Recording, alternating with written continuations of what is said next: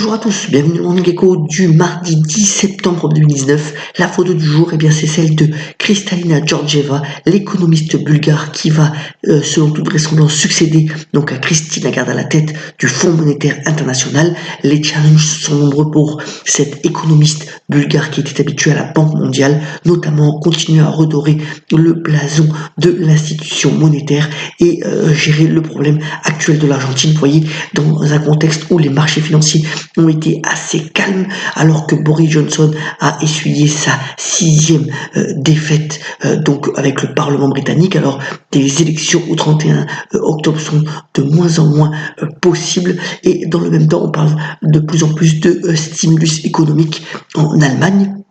Et l'autre fait qui a fait beaucoup de bruit hier, c'est la banque JP Morgan qui crée finalement un indice sur les fameux tweets de Donald Trump, le Wolf Effet. En effet, le président américain est passé de, en gros, 5 tweets jusqu'à la fin de l'année dernière à 20 tweets depuis le début de cette année, et cela a de fortes conséquences sur les variations des indices américains et européens en particulier. Donc voilà, c'est un nouvel indice avec certainement un tracker pour les déclarations via le réseau social de Donald Trump.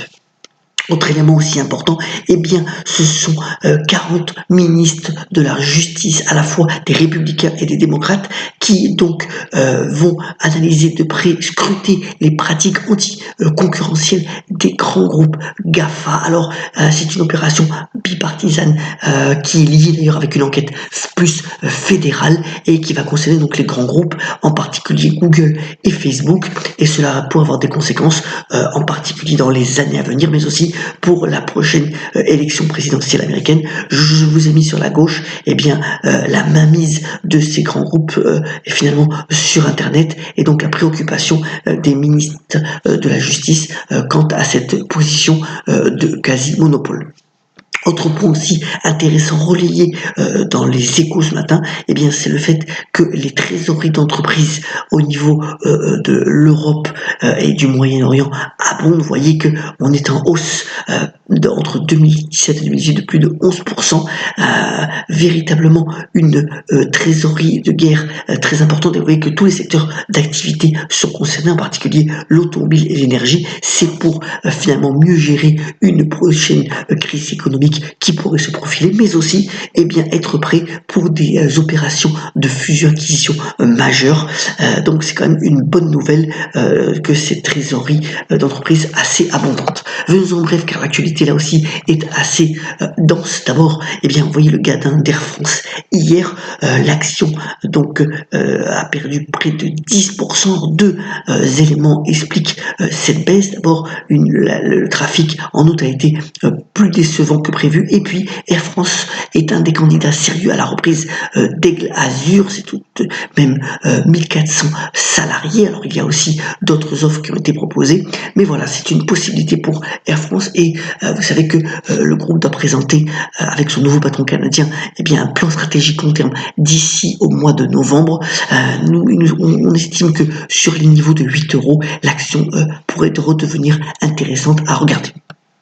Autre point sur le secteur automobile, là aussi assez dense. D'abord, Big Bang attendu comme le relais des Échos ce matin pour l'alliance Renault-Nissan. Alors, tout est sur la table, le niveau des participations, bien entendu, avec l'État actionnaire qui possède 15% de Renault. C'est possible, vous voyez que pour le moment, l'action Renault a bien réagi à ces rumeurs de remise à plat de l'alliance, puisque l'action a repris donc 2% dans le sillage d'ailleurs de tous les constructeurs automobiles. Et puis, pour ce qui est Ford, le constructeur américain, en revanche, a vu sa note, sa notation sur la dette obligataire dégradée au rang de catégorie spéculative, ce qu'on appelle les junk bonds.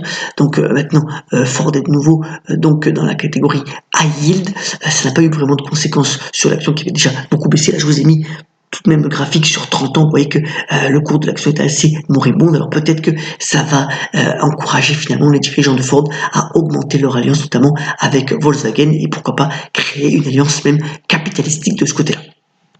Autre point aussi, c'est une satisfaction pour le groupe Vinci, qui est à la fois un groupe de construction gérant des parkings, mais aussi des aéroports. En effet, l'aéroport de Lyon Saint-Exupéry, géré par Vinci depuis 3 ans, a été élu meilleur aéroport d'Europe pour une capacité entre 10 et 25 millions de passagers.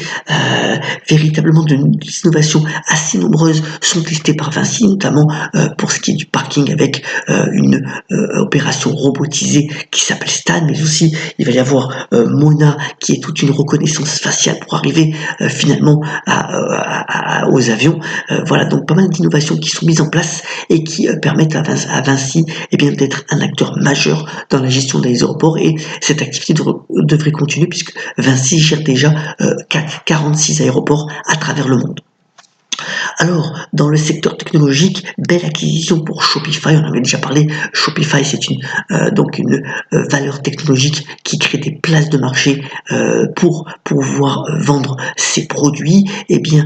C'est dans la logistique que Shopify se renforce à travers donc une acquisition de 450 millions de dollars pour une boîte qui s'appelle donc Six River System. C'est pour améliorer donc la logistique et la livraison pour les clients de Shopify. Aujourd'hui, bien entendu, 10 septembre, c'est la nouvelle keynote d'Apple qui est à suivre bien entendu en direct dans la soirée. Alors les nouveaux iPhone 11 sont attendus, mais aussi des nouveaux produits comme la iWatch, on est à la série 5, de nouveaux MacBook aussi sont attendus. Voilà, donc pas mal d'innovations aussi sur les services d'Apple qui sont aujourd'hui le fer de lance de la marque à la pomme, qui de nouveau est pas loin d'atteindre 1000 milliards de dollars de capitalisation. On verra si cette keynote réserve d'autres surprises. C'est toujours un événement intéressant à suivre. On est en pleine finalement New York Fashion Week. Alors vous savez que c'est une des sessions de la mode qui était en perte de vitesse. Elle a décidé de prendre le créateur Tom Ford comme président pour relancer véritablement cette semaine consacrée aux nouveaux créateurs. Cela fonctionne.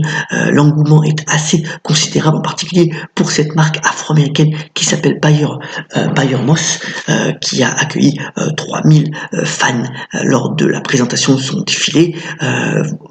Tommy Hilfiger aussi a fait grand bruit avec notamment pas mal de modèles qui faisaient référence aux années 70. Mais voilà, donc cette Fashion Week à New York a été véritablement relancée et c'est plutôt une bonne nouvelle. Puisqu'on est dans la mode, terminons ce Morning Co en faisant un petit souvenir à Karl Lagerfeld qui aurait fêté son anniversaire aujourd'hui et qui avait notamment déclaré « L'appétit vient en mangeant et les idées en travaillant ». Passons une excellente journée. Soyons d'habitude solidaires, c'est tellement important. Ayons la pêche et à demain pour le Morning Co. Excellente journée à tous.